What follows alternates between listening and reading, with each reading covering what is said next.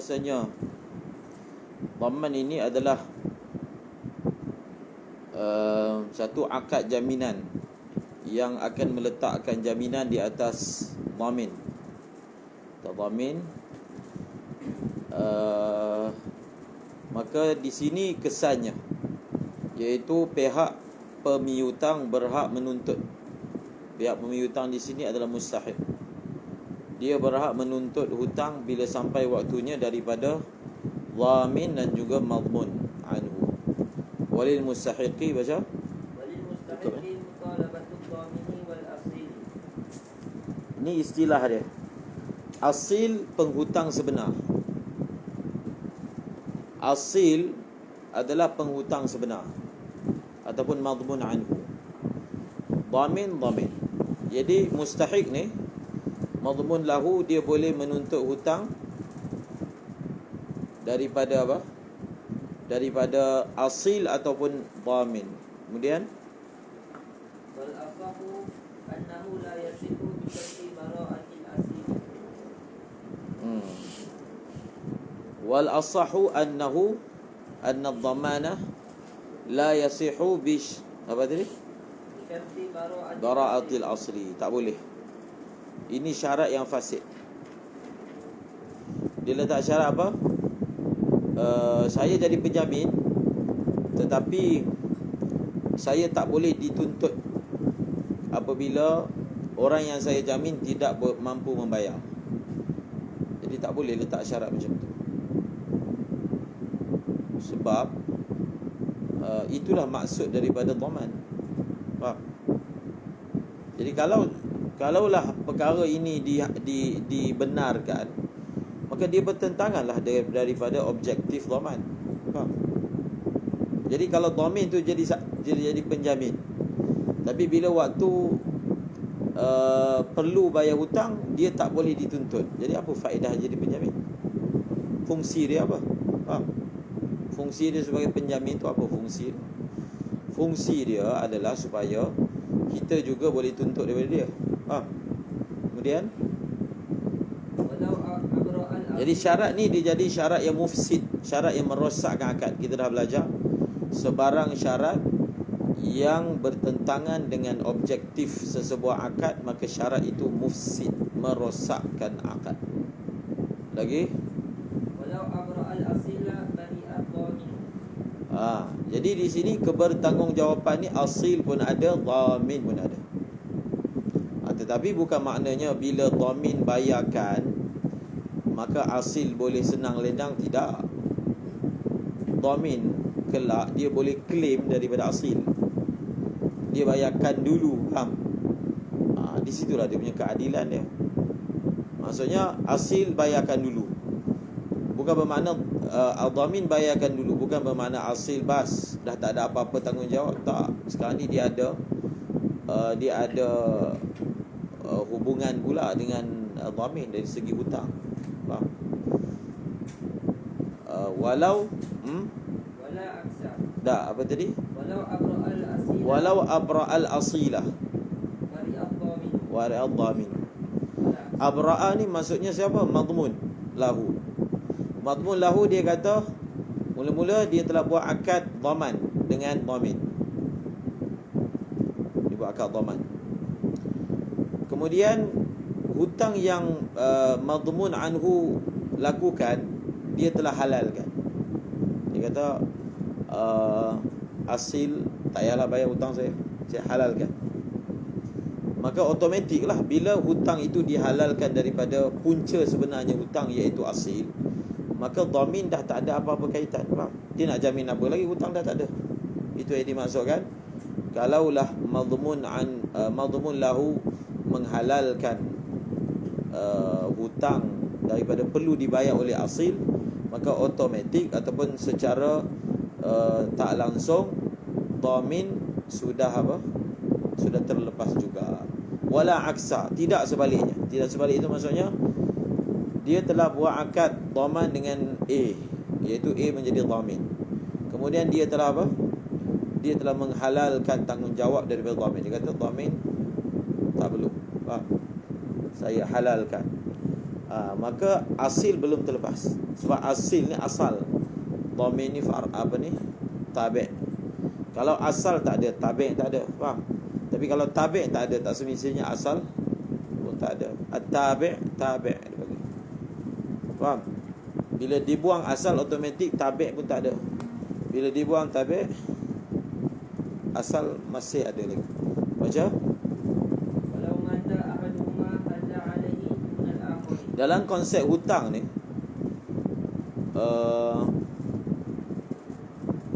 hutang dia ada halun dan muajjal. Hal maksudnya dah sampai waktunya. Muajjal bertempoh. Cuma bila berlakunya kematian, semua hutang yang bertempoh dia automatik jadi tunai. Faham? Hutang tu sebenarnya setahun, tapi berlaku kematian, maka hutang yang sepatutnya tempoh dia lagi setahun, dia akan jadi tunai. Maksudnya kena bayar sekarang. Sebab itu hutang itu dibayar daripada harta pusaka kan. Semua sekali hutang dibayar. Sebab dia telah menjadi hal. Baca lagi sekali. Walau mata ahaduhuma halla Wow. alaihi min al-akhir. Walau mata ahaduhuma, Halla kalaulah salah seorang mati, maka halla maksudnya halad dainu alaihi, maka hutang itu menjadi hutang hal ke atasnya. Nya siapa? Nya al-mayyit, yang mati. Dunal akhari, yang tidak mati. Maksudnya kalaulah asil mati, asil penghutang sebenar, maka hutang itu dah jadi tunai, perlu dibayar sekarang. Tapi dia tak jadi tunai, perlu dibayar sekarang oleh dhamin. Faham? Dia tak jadi apa? Tunai ke atas dhamin, tapi jadi tunai ke atas yang mati. Maksudnya apa? Maksudnya pada ketika itu madmun anhu tak boleh minta hutang daripada dhamin. Faham?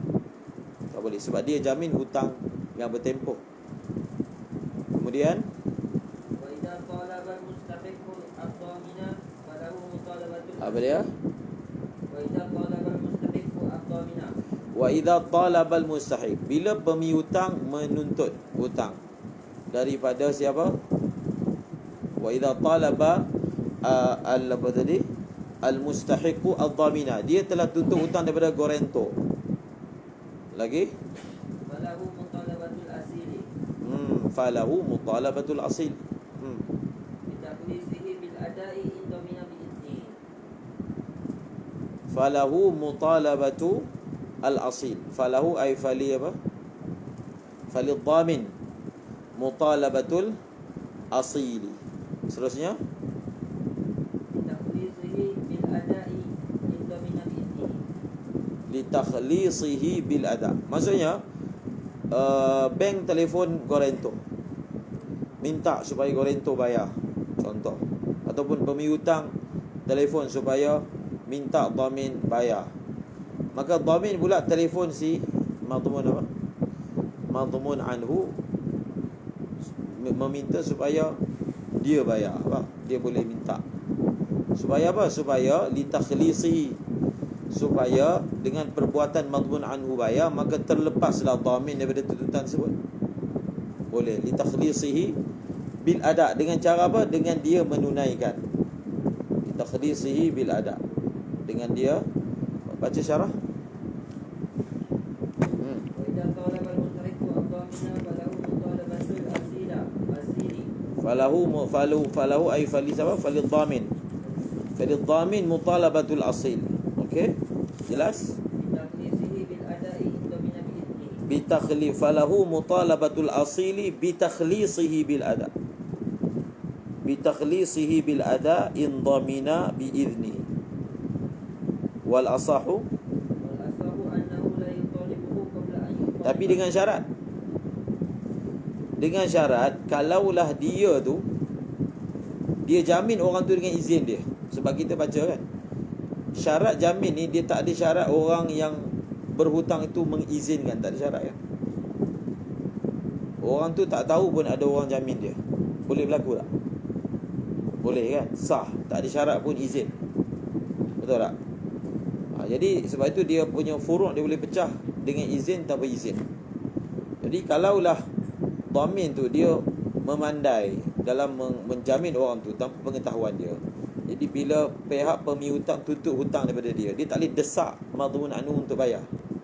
Sebab madmun kata, saya tak suruh pun kamu jadi penjamin, tak ada izin pun, jadi kenapa nak mutalabah daripada saya? Kamu pandai-pandai menjadi penjamin, kamu selesaikan dengan dia. Faham? Sebab itu dia kata, kalau dia didesak untuk bayar, dia boleh desak asil dengan syarat in dhamina. Al-dhamin itu dia al-dhaminu biizni ay biiznil asil. Lagi? wal asahu annahu la yutalibuhu qabla an yutalaba. Pendapat yang asahnya, si dhamin dia tak boleh mendesak madmun anhu untuk bayar sebelum dia sendiri dituntut. Maksud dia tak dapat apa-apa pun mutalabah daripada pihak pemihutang, maka dia tak perlulah nak pergi desak madmun anhu. Kemudian walidhamini ar-ruju'u 'ala al-asili in wujida ithmuhu fi dhamani wal ada'i. ini sekarang ni masalah klaim. Faham? Klaim apa maksudnya? Dhamin ini bukan dibayar buta je. Bila dia guarantor dan waktu sepatutnya bayar, si madmun anhu ni tak ada duit, mu'sir, lalu dia bayarkan dulu. Faham? Bila dia bayarkan dulu, dia boleh klaim semula, rujuk. Faham? Itulah sebenarnya dia punya keadilan dia. Bukan dia bayar percuma. Mana ada percuma? Bukan dia yang berhutang. Kenapa dia perlu bayar percuma kan? Percuma tu maksudnya tanpa dia boleh klaim balik. Tapi ada syarat dia. Kalau dia nak klaim balik, dia ada syarat dia. Walid dhamin walidhamini ar-ruju'u 'ala al-asili in wujida ithmuhu fi dhamani wal ada'i. itu syarat dia. Dia boleh klaim kalau masa dia jamin dengan izin madmun anhu, masa dibayar pun dengan izin. Faham? Kalau dia nak klaim, dia kena pastikan dua izin ini berlaku. Masa dia jamin di bawah pengetahuan madmun anhu, masa dibayar pun di bawah izin dan pengetahuan madmun anhu. Wa in intafa wa in intafa al-idhnu fihima ay fi ad-dhamani wal ada' fala, maka dia tak ada hak rujuk. Faham tak? Sebab apa dia tak ada hak rujuk? Bila tanpa izin, maka maknanya itu dia bagi tatawwu', seolah-olah dia ni volunteer untuk bayarkan hutang secara percuma. Faham tak? Contohnya orang ada hutang, A hutang dengan B, C tahu A ada hutang dengan B. Jadi C ni dia bayarkan hutang B tanpa pengetahuan A. Kemudian setelah dibayar, dia datang jumpa dia kata, saya dah bayarkan hutang kamu, jadi kamu bayarlah balik kat saya.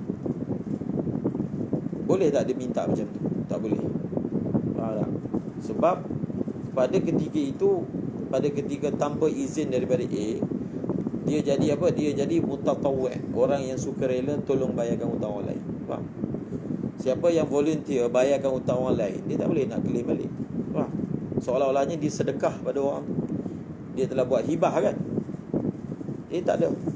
Jadi kalau dia nak claim balik, dia kena pastikan, dia kena bagi tahu kat orang, okay, saya nak bayarkan hutang kamu, nanti saya claim balik. Kalau dia tak bagi tahu, dia tak boleh claim balik. Itu kira khalas. Faham? Selesai.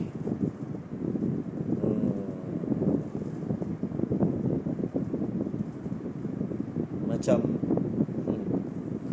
okey.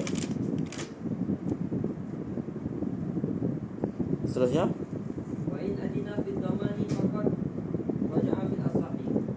tapi kalau dia izin pada dhaman, tapi masa ada tak, masa dhaman dia izin, tapi masa ada dia, bila bank tu minta, dia terus bayar je tanpa dia maklumkan kepada pihak madmun anhu.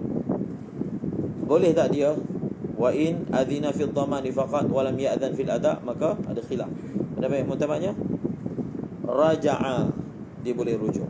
Jadi kita boleh simpulkan, kalau nak boleh rujuk, paling kurang dia izin ketika apa? Dhaman. Kalau ada tak ada pun ada. Wala aksah.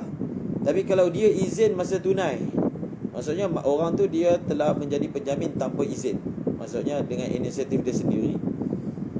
Kemudian masa dia nak bayar, dia maklumkan dulu kepada madmun anhu, ni saya nak bayar ni. Maka adakah dia boleh rujuk? Tak boleh rujuk. Faham? fil asah. Kemudian ولو أدى مكسرا عن صحاح أو صالح عن مئة بثوب قيمته 50 فالأصح أنه لا يرجع إلا بما غرم. walau adda mukassaran an sahih aw salaha an mi'atin bi thawbin qimatuhu 50 fal asahu annahu la yarji'u illa bima gharima. Apa maksud dia? Dia ni telah bayarkan hutang orang tu. Hutang yang sebenarnya adalah dinar yang sahih, tapi dia bayar yang mukassar. Au salaha, atau dia telah buat suluh. Daripada 100 hutang sebenar 100, suluh itu dia telah buat deal, kata dia kata saya tak ada duit lah nak bayar jaminan saya ni, tapi saya bayar dengan pakaian, dengan kain yang harga dia 50. Sekarang ni dia nak ajar macam mana dia nak claim. Dia nak claim. Jadi dia hanya boleh claim apa yang dia bayar sahaja. Faham tak? Hutang sebenar 100 dan pihak pemiutang dah tuntut hutang daripada dia sebagai penjamin. Kemudian dia bayar, tapi dia ni berjaya deal, faham tak? Buat suluh. Dia berjaya buat suluh, kata saya bayar, tapi kalau sekarang ni saya tak adalah duit banyak macam ni. Macam mana kalau kita buat suluh, saya bayar langsai, tapi kamu bagi diskaun, faham? Bagi diskaun hutang. Jadi dia bagi diskaun. Hutang yang sepatutnya 100 dinar sahih, dia jadi 100 dinar tapi mukassar. Sifat dia rendah sikit, grade B contoh. Boleh benda tu terpulang kepada pihak pemiutang. Dia panggil apa? Pertukaran. Hutang ni dia boleh buat pertukaran, tapi dengan syarat lebih rendah lah, tak boleh yang lebih tinggi. Ataupun dia buat suluh, penyelesaian hutang. Asalnya bayar duit tapi tukar bayar benda. Boleh. Nanti bila dia claim dengan orang tu, dia hanya boleh claim sekadar yang dia bayar, bukan hutang asal. Faham? Hutang atas 100, dia bayar separuh. Dia kata okey, dia claim 100. Untunglah dia kan. Dia kan bayar 50 je, macam mana boleh ambil 100? Tak boleh. Dia hanya, maksudnya kalau dia itu bayar mukassar, dia hanya boleh claim mukassar juga. Kalau dia bayar 50, pakaian yang harganya 50, itulah yang dia boleh claim. Kemudian waman adda daina ghairihi bila dhamani wala idnin wala rujua. Ini kita sebut tadi.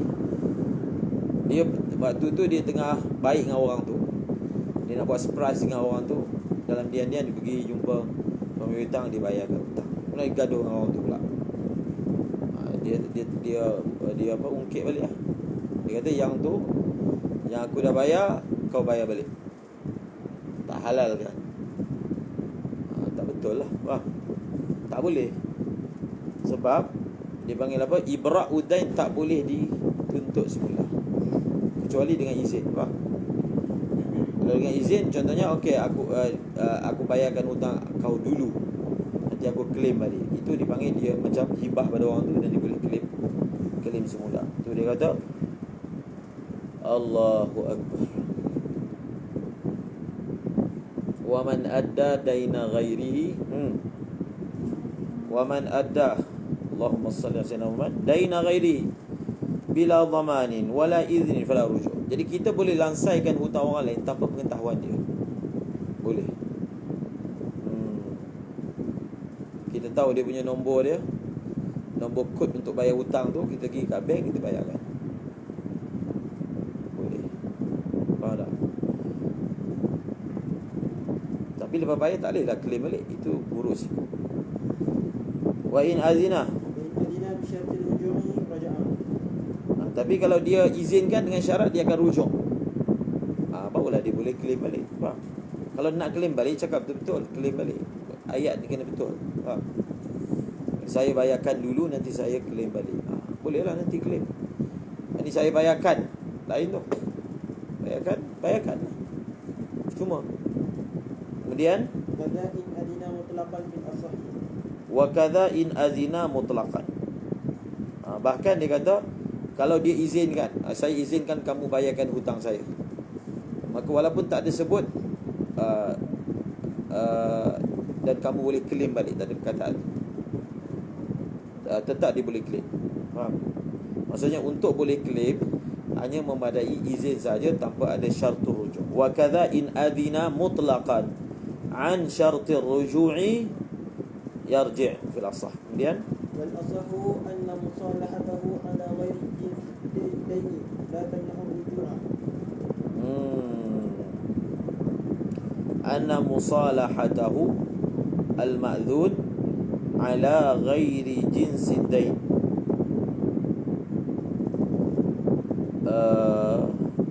لا تمنع الرجوع.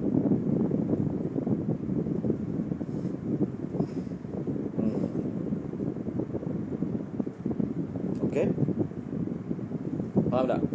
Maksudnya pihak pemberi hutang dia telah buat suluh dengan pihak yang dibenarkan bayarkan hutang bagi pihak. Suluh tu maksudnya suluh lah. Asalnya hutang macam ni, bayar benda lain. Faham? Hutangnya gandum tapi bayarnya beras. Suluh telah dibuat. Maka kewujudan suluh itu tidak menghalang daripada dia boleh claim. Faham? Dia tetap boleh claim walaupun dia bayar hutang bukan hutang sebenar. Hutang yang telah didealkan dengan benda lain. Izin tu sudah cukup untuk dia boleh rujuk. Macam kaedah tadi lah, dia rujuk apa yang dibayar. Kalau hutang sebenar gandum bayar beras, so dia boleh rujuk beras bukan gandum, bukan hutang sebenar. Kemudian ثم إنما يرجع الضامن والمؤدي إذا أشهد بالأداء رجلين ورجلين. Jadi dhamin dengan muaddi. Apa beza dhamin dengan muaddi? Dhamin dengan muaddi maksudnya muaddi ni lagi umum. Muaddi ni seseorang bayarkan hutang orang lain, dia boleh berlaku dengan didahului oleh jaminan. Dia juga boleh berlaku dengan tanpa didahului oleh jaminan. Faham? Tanpa didahului oleh jaminan dia bayarkan, boleh. Didahului oleh jaminan dia bayar, boleh. Itu maksudnya dhamin dengan muaddi. Tak kisahlah. Yang penting dua-dua bayar. Dhamin dia bayar, muaddi dia bayar. Jadi dhamin dengan muaddi ni dia hanya boleh claim bila baca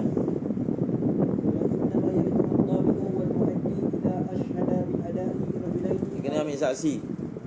Ada dua orang saksi yang melihat peristiwa dia bayarkan hutang itu. Jangan bayar je, kena bawa saksi dulu, nanti tak boleh claim pula. Kemudian au rajulan wa imra'atain. Ataupun seorang lelaki supaya nanti orang tu akan sumpah bersama dengannya. Allahu akbar. Fa illam yushhid fala ruju'a. Fa illam yushhid fala ruju'a. Tapi kalau dia tak ada saksi,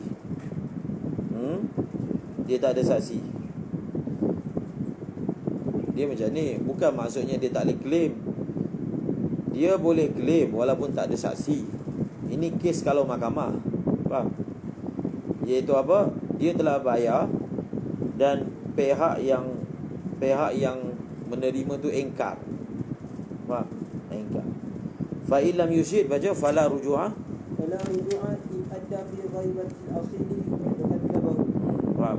Masa dibayar tu asil tak ada, bukan di hadapan asil, dan asil pula dustakan. Kemudian wakadha in saddaqahu fil asahi. Wakadha in saddaqahu fil asahi. Wakadha in saddaqahu fil asahi. Baca In saddaqahu al-madmun lahu aw adda bi hadri al-asli. fa in saddaqahu al-madmun lahu aw adda bi hadrati al-asili raja'a 'ala al-madhhab. Faham tak? Dalam kes tadi tu dia dah bayar, dia dakwa dia dah bayar, tapi pihak pemberi hutang engkar, dia kata tak ada bayar. Faham? Jadi pada ketika itu kalau dia nak claim daripada madmun anhu, dia kena bawa saksi yang membuktikan dia telah bayar. Sebab apa? Pihak pemberi hutang nafi tak ada bayar, dia kata. Jadi bila pihak pemberi hutang nafikan, Jadi kenapa pula madmun anhu nak bayar? Sebab piutang mengatakan belum bayar. Faham? Jadi kalau dia nak tuntut juga, dia kena bawa saksi pada peristiwa bayar tadi. Kalau dia tak bawa saksi, maka tak boleh dia tak boleh memaksa dhamin untuk bayar balik pada dia. Sebab apa? Dhamin masih kena bayar pada Rabutain. Rabutain kata belum bayar. Maka dhamin kena bayar. Tapi kalau madmun lahu, dia dakwa dia telah bayar, maka pengutang mengiyakan, betul dia telah bayar pada saya, maka tak perlu saksi. Tak perlulah saksi. Sebab pemiutang sendiri telah mengaku dia telah bayar.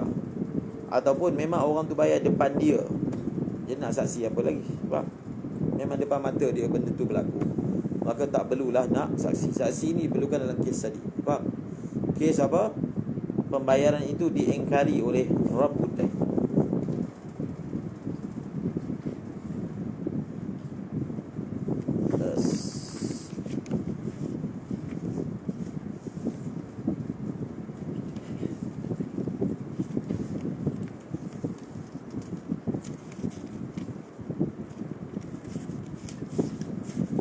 Baca Hajar 694.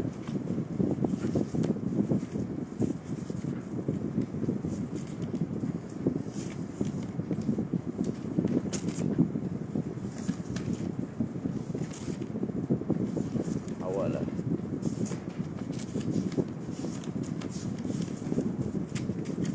Baca hawalah lah, pendek ke sebelum tu. 7:12. Hawalah.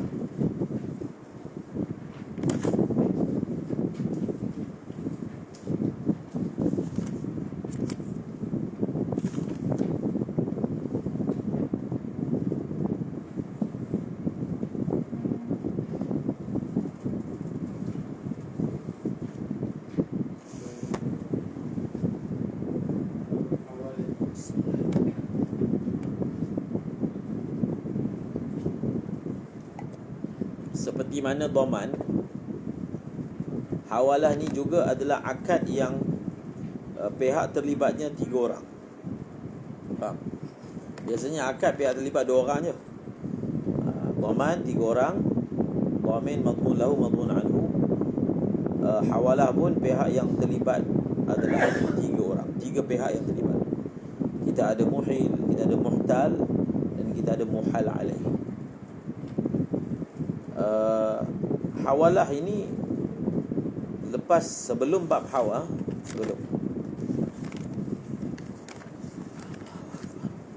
sebelum bab hawalah kita ada bab suluh. Jadi hutang ni dia ada dipanggil proses menyusun semula hutang. Faham? Hutang menyusun semula. Orang putih panggil apa? Rationalisasi apa tak bahasa ni. Jadi kalau orang mempunyai hutang yang bertampuk dekat bank, dia boleh buat proses penyusunan semula. Faham? Dia susun semula hutang. Tak susun macam mana? Jadi disusun lah. Contohnya susun tu misalnya dengan tambah tahun. Jadi bila tahun ditambah, bulanan jadi sedikit. Faham? Itu contoh. Okey, sekarang ni ada hutang, tak mampu bayar ni, muksir. Antara cara dia, kita bagi tempoh lagi. Satu bab, kita bagi diskaun. Bagi diskaun pun salah satu cara untuk susun semula hutang. Ibrak dia ada 2 kan, sama ada ibrak penuh ataupun separuh.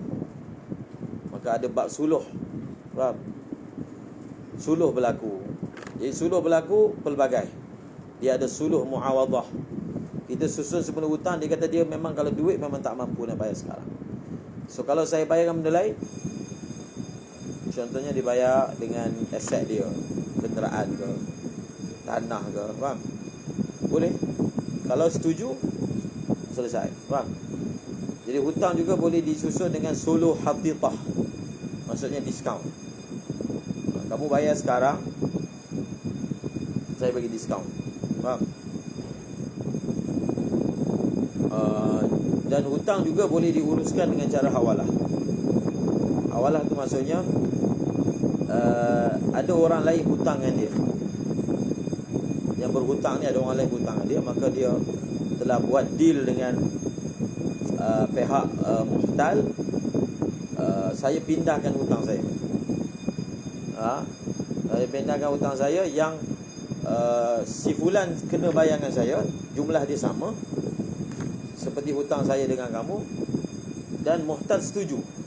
Dia kalau dia setuju je, redha, maka dia dah dikira tak ada hutang dah dengan penghutang sebenar, pemihutang sebenar. Sekarang ni dia dah terputus hubungan, dah tak ada kaitan. Pemihutang ni sekarang ni hanya tuntut daripada muhal alaih sahaja. Itu pun kaedah penyusunan atau penyelesaian hutang. Ikutlah yang mana yang sesuai. Faham tak? Yang mana yang sesuai. Ataupun dia ada hutang, dia deal dengan satu orang bayarkan hutang dia. So sekarang ni banyak berlaku, satu orang tu hutang, dia hutang pula untuk bayar hutang. Dia loan dengan bank tu untuk apa ni? Untuk bayar hutang. Jadi maknanya mungkinlah dia buat macam tu ada faedah dari segi hutang yang contohnya dia ada kad kredit. Kalau dia tak bayar sekarang, naik. Faham? Lebih untung dia hutang lalu dia bayar hutang daripada dia tunggu. Yelah riba lah, berdosa lah, tapi dia dah buat benda tu. Bank akan cari dia tak boleh kata saya tak nak bayar yang lebih ni. Boleh tapi dia tetap dikira kena bayar. Segi undang yang zalim, yang mengikrar ataupun mengiktiraf riba kan. Kok mana pun kalau dia tak bayar, akhir sekali dia menjadi muflis. Sebab undang-undang mengiktiraf sistem tu kan. Jadi dia bayar atas dasar untuk selamatkan diri daripada mudarat sahaja. Faham? Dia tak boleh kata saya tak nak bayar. Sebab pihak sebelah sana tak akan layan dia punya tak nak bayar. Kalau dia hutang yang individu mungkin, faham? Individu hutangan dia, masa mereka jahil tu tetapkan beberapa persen sebagai riba. Kerana dia kata dia tak nak bayar. Tak apalah, sebab pihak individu tu dia tak ada kuasa, menguat kuasa untuk tekan dia, faham? Tak boleh, dia tak boleh jadi muflis sebab orang tu